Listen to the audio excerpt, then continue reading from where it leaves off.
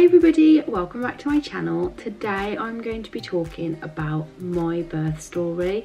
It's something that I thought I would share with you guys as I'm getting more subscribers and just thought it would be nice for you to get to know me a little better. So if you are interested, then just continue to watch.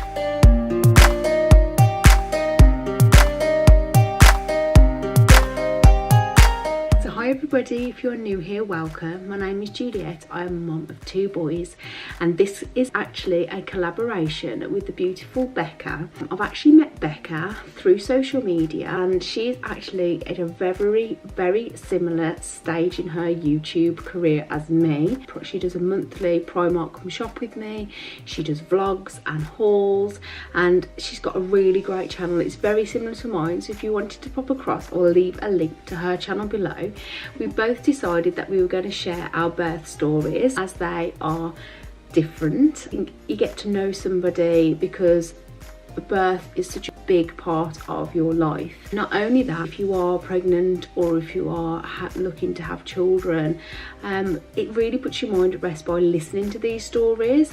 I have definitely loved watching some birth stories from the ones that I follow on YouTube, and I just think they're so interesting and it really puts your mind at rest because it just shows that every birth is different. Today I'm just going to talk about Leo, my firstborn, mainly because his is a lot more lengthy, so make sure you've got yourself a cup of tea and some biscuits. Leo was my first child. He was born in 2013 and I was obsessed with One Born Every Minute. I was obsessed with watching YouTube channels about birth experiences, but I was really open to anything. I am so laid back when it comes to things like that. I wasn't fussed whether I had pain relief, whether I didn't have pain relief, whether I had him at home or whether I had him at the hospital. I'm the kind of person that just likes to go with things because I don't think you can really plan something like a birth, but that is just my opinion. I was actually a birthing partner for both of my sister's children. She had 2 really traumatic births, which scared me a little when it came to mine, so I just knew that it was something I probably couldn't control and just to take it as it came. But one thing that I was interested in was trying water birth if I could with my first. I went into labour 2 days early with Leo. It's actually quite funny because I started having my contractions on the evening and I was thinking, it's okay, let's get some food, it's going to be a long night. So mum and dad had made me some stew. They popped it round. I was sitting on the sofa eating a little bit of stew, having a contraction, eating a little bit of stew, and then the only thing that I knew from watching all these things was that the contractions were going to come and they were going to be quite far apart, and then they were going to get closer and closer and closer, and then I was going to go to hospital and have a baby. And that's kind of what I think all women hope for. So I'd finished my stew and I thought, okay, they're getting pretty bad now. I rang the hospital, they told me to stay at home, that's fine. They knew that I would be coming in at some point. So I ran the bath, and as I was trying to get into the bath, they started coming thick and fast. So I was having contractions like every 2 minutes, lasting for almost a minute, and I started to panic at that point because I was thinking they have gone from 0 to 100 literally in a matter of minutes. And we piled everything into the car. My husband raced, probably broke a few speed limits on the way to our local hospital. We got there, I remember just lying, like literally kneeling on the floor in the middle of the reception area, which is just so embarrassing now when I think. And they got me into the examination room and told me that I was only 3 centimetres dilated. And I just remember feeling really scared at that point because I was just thinking, these are really hurting me, these are really bad, they're on top of each other. I was just in what felt like constant pain. I got the birthing suite with the pool and I was like, oh. So they did my urine sample and it had protein in it, which is a sign of that you have in pregnancy, preeclampsia. So they straight away said, you're high risk, you've got to go to the high risk ward. And I just remember being so gutted. And what made it even worse was, I'm not knocking the NHS staff because I've had some very good experience with the NHS, but I just remember this girl coming in and just saying to me, you're not coping very well, are you? Like, I could have killed her. I really could at that point, because I was just in so much pain. And I went, have you got children? And she was like, no. I was like, I thought not. That was kind of my reaction at the time. They moved me round to high risk. I laboured to 10 centimetres. I had gas and air. I didn't want to try pethidine because my sister had a really bad adverse reaction with that when she was in labour, and it just really put me off it. So that's the only thing I didn't want pethidine. But then I was like, I want an epidural. So I had an epidural. I could not cope any longer. I was just in so much pain. So I managed to get to 10 centimetres. And then I started to push, and I pushed for about an hour and a half. What I do know now is that I shouldn't have actually pushed, but you know, you lose all your dignity. I had about 20 doctors in, 20 midwives in at this point, and then I had a doctor finally come in to examine me, and he examined me, and there was actually a bit of a disagreement amongst the staff of the fact that I had actually laboured this long. It actually turns out that Leo was coming down ear first. So when a baby comes out, obviously the skull kind of does this to help them get out. But because he was coming down ear first, there was no room. And that is why I was in so much pain with the contractions. Because what had happened, obviously he was coming out sideways pretty much, so there was just no give. So every time he was moving down, you can imagine like the kind of pain that I was in, until I had the epidural obviously. But then they stop the epidural when you start to push. So I was again back in pain, and Leo was getting very distressed. And then the surgeon came in, and when he actually examined me, Leo's heartbeat started to tail off.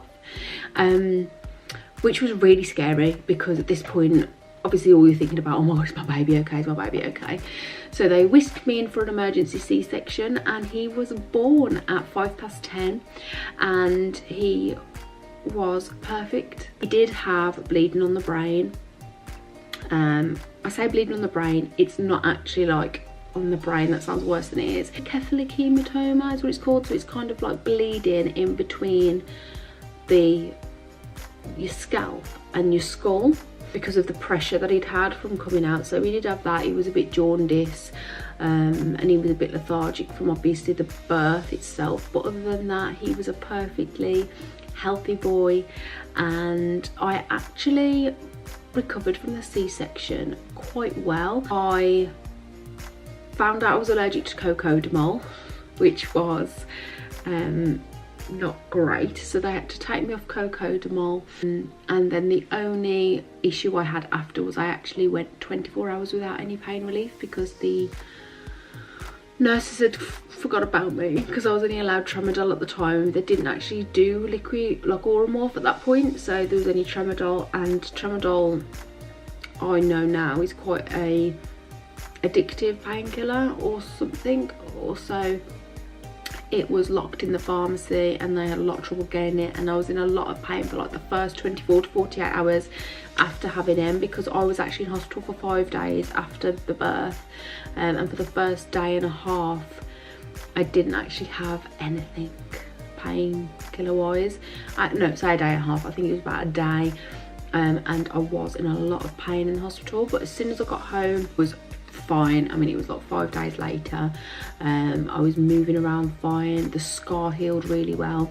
I did get an infection about 2 weeks after, but luckily we caught it really early, and I was on some antibiotics and that cured that, so that was absolutely fine.